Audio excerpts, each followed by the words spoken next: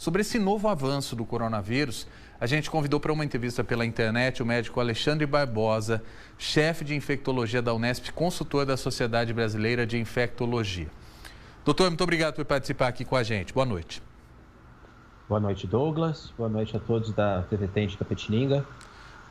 Doutor, eu queria que o senhor primeiro comentasse esses números que a gente acabou de mostrar. Se falava muito numa possível segunda onda que acontecia em alguns países da Europa.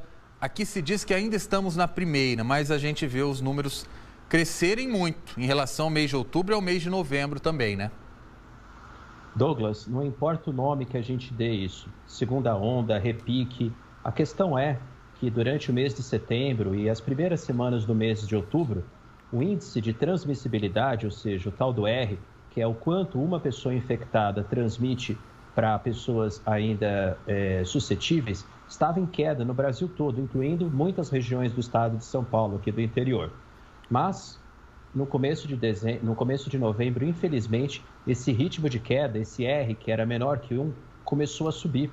E como vocês bem mostraram no gráfico, nas ilustrações, agora muitas regiões de São Paulo, incluindo a região de Itapetininga, a região de Sorocaba, mesmo a região de Botucatu e inclusive a capital, nós estamos tendo esse índice, esse R, superior a 1. Alguns lugares 1,8, 1,9 até 2, o que significa que uma pessoa infectada transmite para 2 a cada dia. E isso vai crescendo em ritmo exponencial. Por isso, esses números tão alarmantes que você mostrou, de aumento do número de casos, que está acontecendo nesse primeiro momento mais na população jovem, mas que alguma hora a conta chega para as pessoas mais idosas e com comorbidade, que vão precisar ser internadas e que podem evoluir para óbito. Doutor, nós mostramos aqui ontem um estudo de Londres que falava do dado brasileiro sobre isso que o doutor acabou de falar, né? Para quantas pessoas quem está infectado está transmitindo nesse momento. O dado era de 1,03, foi para 1,14 hoje mesmo, ou seja, parece estar aumentando ainda mais. Uma pessoa está transmitindo para mais gente. E aí a solução, doutor, é ficar em casa, né? E esse aumento tem acontecido porque as pessoas estão em contato com outras. A solução, Douglas, é o que a gente, desde mais ou menos em junho, julho, discutiu a respeito da flexibilização de forma responsável. Se a gente quer ter algum tipo de atividade econômica, atividade social, nós temos que respeitar as normas da flexibilização, que são as 3 regras de ouro. Se eu sair de casa, sempre usar máscara de forma contínua, cobrindo o nariz e a boca. Não participar de aglomeração, manter um distanciamento de 1,5 m, 2 metros, mesmo com o uso das máscaras. E higienizar sempre as mãos. É óbvio que quanto mais a gente puder evitar atividades que não sejam essenciais, quanto mais a gente puder evitar sair de casa sem uma necessidade de trabalho, de compra, de comércio essencial, melhor. Porque mesmo com essas medidas, essas regras de ouro que eu comentei, existe chance de transmissão. Mas fazendo uso dessas regras de transmissão, dessas medidas, eu diminuo bastante o risco.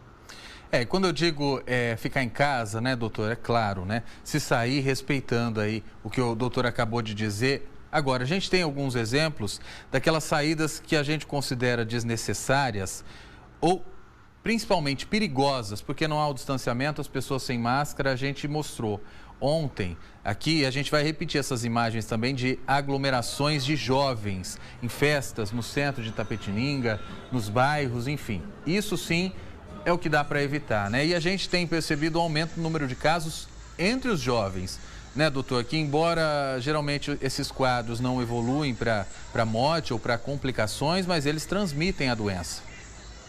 Exatamente, Douglas. O que nós estamos vendo agora, nessa nova face da epidemia, que começou principalmente no começo do mês de novembro, é uma epidemia que aumenta o número de casos, principalmente em jovens, que estão fazendo uma interpretação errada das regras de flexibilização.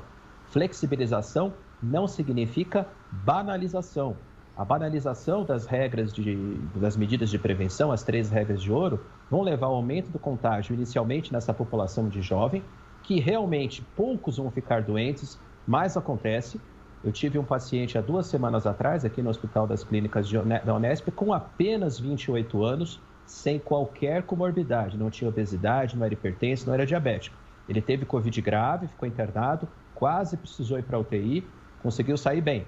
Mas o principal risco é esses jovens serem transmissores para tios, para as avós, para pais, mães, outras pessoas que um dia vão acabar pagando essa conta, que estão mais confinadas em casa e respeitando as regras e que vão indevidamente ser infectadas por esses jovens que não estão fazendo respeito a essas regras de flexibilização.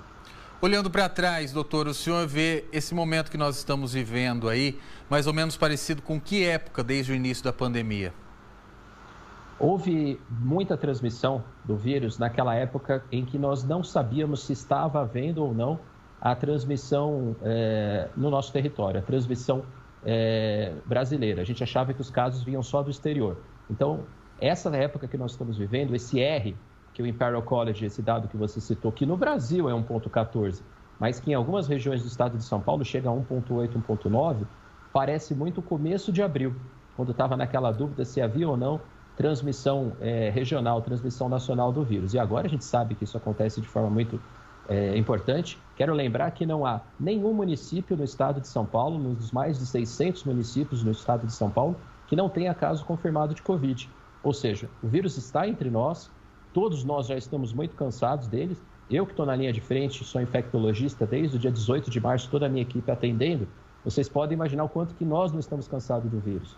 Mas o vírus não cansou da gente, ele continua circulando e nós temos que adotar e seguir essas regras de prevenção para que evite essa transmissão cada vez maior. Doutor, só para a gente finalizar, quanto às lotações aí em hospitais, Santa Casa de Itapeva, por exemplo, está com 100% de ocupação. Já mostramos o Leócio Bernardes em Itapetininga também, com os leitos de UTI completamente ocupados. Isso também preocupa nesse momento? Sim, várias regiões do estado de São Paulo estão apresentando esse problema. Você citou Itapeva, Itapetininga, Sorocaba também já teve o completo burnout do sistema, eles vão ter que começar a abrir hospital de campanha ou leitos extras. A nossa região aqui também de Botucatu, Bauru, já começou a providenciar de novo leitos extras, se necessário. Ou seja, a luz vermelha já acendeu e é importantíssimo que essa mensagem que vocês estão trazendo de nova onda de conscientização venha para que a gente entenda que não podemos paralisar as regras de prevenção. Tem várias expectativas de vacina que estão para chegar nos próximos meses. Nós temos que segurar firme essa guerra contra o vírus até que nós tenhamos uma estratégia mais definitiva de prevenção. Enquanto a vacina não chega, a solução é o que todo mundo já sabe de cor, né, doutor? Obrigado pela participação do senhor aqui. É sempre bem-vindo ao Tem Notícias. Um grande abraço para todo mundo aí da TV Tem de Itapetininga.